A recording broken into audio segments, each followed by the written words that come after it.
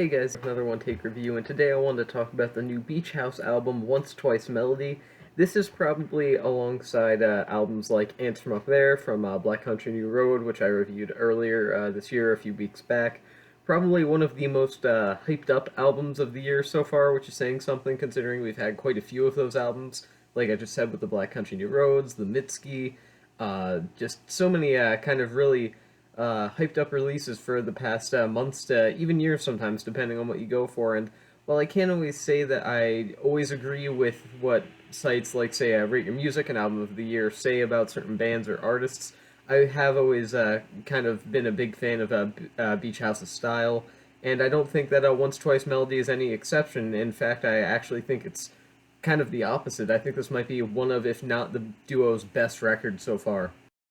Now, even if this album doesn't really click with you on an emotional or even musical level, you do have to give Beach House some credit here for making what might be their most, at least, ambitious project yet. I mean, this album is almost an hour and a half. It's just a tad under, and I mean, really, that's almost as long as your everyday Hollywood PG-13 movie. So you gotta at least give them credit for doing something pretty adventurous, and they're already a pretty adventurous outfit in the first place. So it is nice to see them pushing even further the limits of what they're capable to do with their sort of trademark sound. And even though there are a lot of kind of ways that they could have messed things up by having that lengthy record runtime, I really think that ultimately it kind of suits the band and what they were going for here.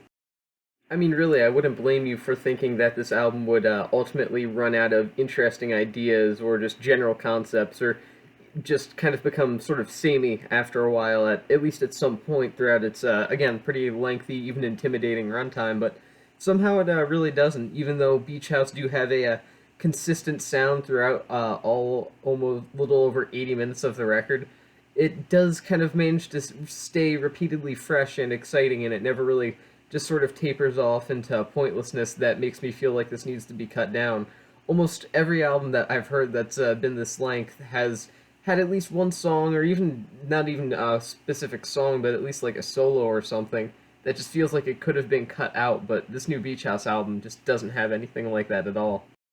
Even by the time you get to the second half of the album, things just still feel completely new. It almost feels like you're kind of listening to your average everyday 45, 50-minute long album, but really it's much longer than that. But it really manages to hold up, and there is no point where it runs dry of ideas or interesting things to do to grab your attention. This is just a completely 100% working record.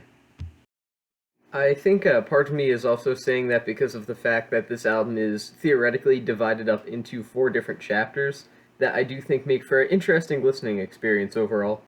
These chapters in chronological order are the first of Pink Funeral, and then it is New Romance, Masquerade, and then Modern Love Stories. And all four chapters are consistently great, but the fact that they are chapters kind of makes Once Twice Melody sort of a different album from what you might expect from a new Beach House record. I say this because each chapter, even though this entire album is something that I did personally listen to in just one sitting, I do think that upon revisiting the album, it does kind of feel like each chapter is a little more individualistic than they really have any right to be. I mean, theoretically, this album should kind of almost feel maybe slightly disjointed by the fact that it is a lengthy record with more than two chapters to it, or I should say, chapters. It really shouldn't work or flow as well as it does, but it all works together well. And with that being said, each chapter does kind of feel like its own story. Each chapter kind of has its own rise, its own climax, its own fall, and it really does feel like it's telling each its own story that together create one long book almost, if that makes sense. It really has a sense of continuousness, but if you really don't feel like sitting through or don't have the time to sit through an 80 something minute long album, I recommend just listening to an individual chapter at a time. I mean, the band were releasing chapters so individually before this album came out, I said, so obviously it's not like there's some sort of a artistic loss that you have if you're experiencing it chapter by chapter rather than in one sitting. So I do think that either which way you listen to it, this album somehow really does work, and that greatly contributes to the overall flow of the album. Now, with that being said, I did listen to this album as just one full piece, one whole sitting. I listened to it from front to back. And was that a regrettable decision? Not really, actually, weirdly enough. It probably should be, considering I could have done literally anything else, but really this was one of the better times that I've wasted a solid 85 minutes of my life. I actually wouldn't even say I wasted it. I actually greatly enjoyed the time that I spent listening to this. It was a very mesmerizing experience, but I do want to say that, ambition can lead to disaster. I mean, if you take a look at an album like, say, Self Portrait by Bob Dylan, that album's over an hour long, and you look at it and you think, oh man, an hour of Bob Dylan? That sounds great. He's one of the greatest songwriters of all time. But does that mean it's a good album? No, it's actually a very bad album. I haven't even been able to sit through it. I listened to like the first half of it and was like, I don't feel like listening to about an hour of what sounds like almost a parody of Bob Dylan. I really don't feel like this. And what I'm trying to get at is that, yeah, ambition can just lead to very, very bad things. I'm not saying that it's a bad thing for artists to be ambitious, but you look at something like an almost hour and a half long Beach House album, and not for nothing, but you do get kind of worry about it, you know? You kind of feel like, hey, is this just going to be 30 minutes of greatness and then starts to drone off into pointlessness? But uh, as much as I joke about having wasted my time with this album and stuff, this is actually one of the most impressive over an hour long or I should say, yeah, over an hour long album that I've ever listened to, at least in recent memory. I do think this is largely because of the fact that Once Twice Melody does have a lot of great compositions to back it up. I mean, Victoria Legrand and Alex Scally have never really been the type to, or types, I should say, to create very memorable instrumentals in the traditional sense of the word memorable, but at the same time, they kind of just sort of create a very hypnotizing sort of atmosphere with their compositions that really kind of latch onto you and sort of pull you into this entire world that the record sort of builds. And this has been done on, I mean, every album from their debut, arguably their debut, up to more better, more popular albums like a Depression Sherry and Teen Dream. And I think that Once Twice Melody is doing that to maybe even a greater extent than previous records have. So yeah, even if this weren't one of their better albums, I do think that the compositional aspect would still be there and would still be strong enough to warrant this being at least a pretty good album. But thankfully, there are many other factors at play here that ensure this is, in fact, one of their better, if not their best album. Adding to that previously mentioned sort of enchanting atmosphere is Victoria Legrand's vocals. I mean, she is just a very auditorily pleasing vocalist. I know that's kind of a bland, stiff way to describe it, but I don't really know how to put it any other way.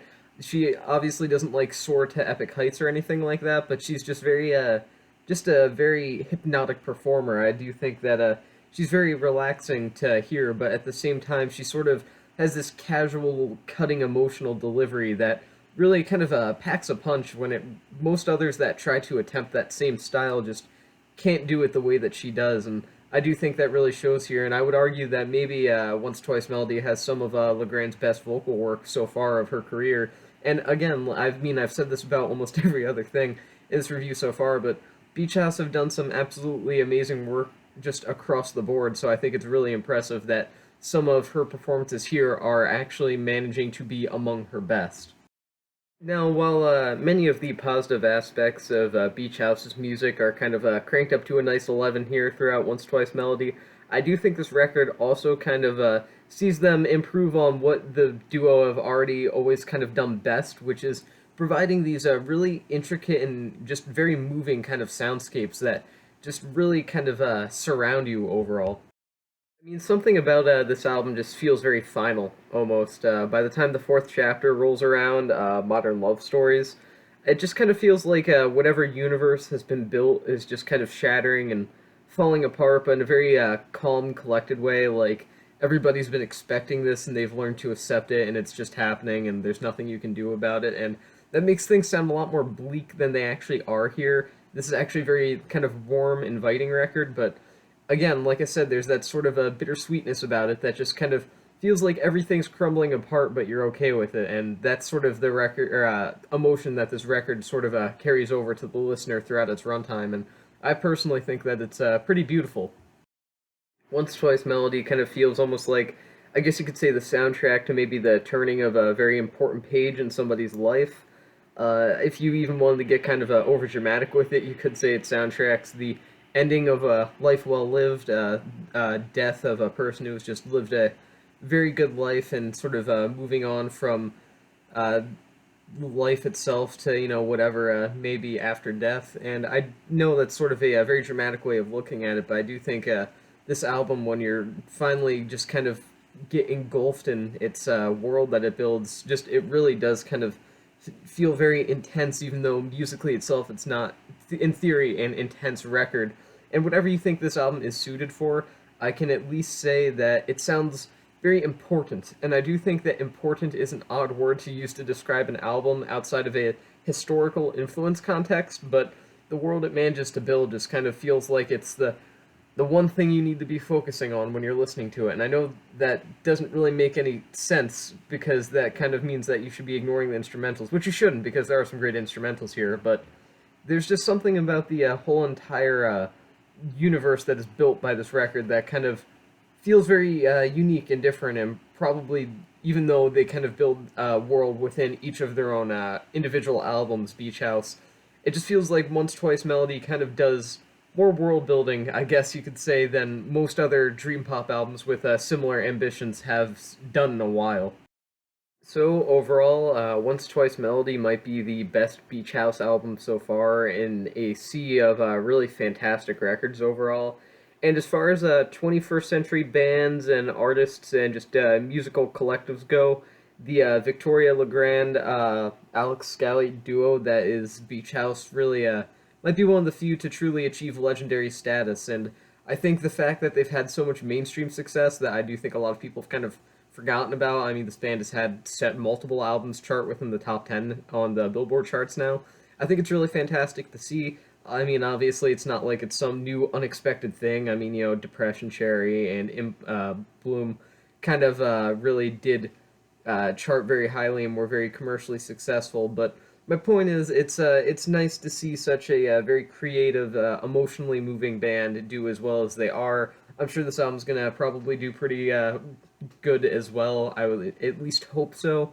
And again, with a variety of just really fantastic records under their belt at this point, Once Twice Melody, it isn't so much a milestone in their career or anything, besides being, like I said, maybe their best album so far, but in terms of just success, it's not really a milestone or anything, but it is an addition to the streak of greatness that the band have had, arguably since their debut. I mean, there's really not that many weak moments in Beach House's discography, which is not only impressive for a band with more than just one or two albums, because, well, honestly, the whole kind of phrase, not a weak moment in their discography, that's usually exclusively bands that have released one, two albums max. Like, the New York Dolls are a band that don't have a weak moment in their discography for the most part, but even then, my point is I'm rambling too much. My point is that Beach House are just a fantastic band, and this is a fantastic record, and it was kind of difficult to talk about because it's one of those albums I do think you really need to experience.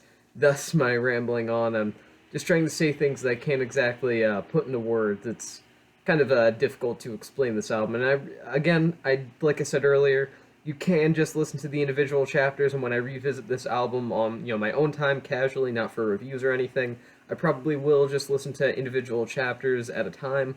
But I really do recommend for a first time listen to just listen to this from front to back if you have the time. But yeah, no, just a really gorgeous record. And with that being said, I'm gonna have to give it 4.5 stars out of 5, and it is very close to being a 5, but not quite.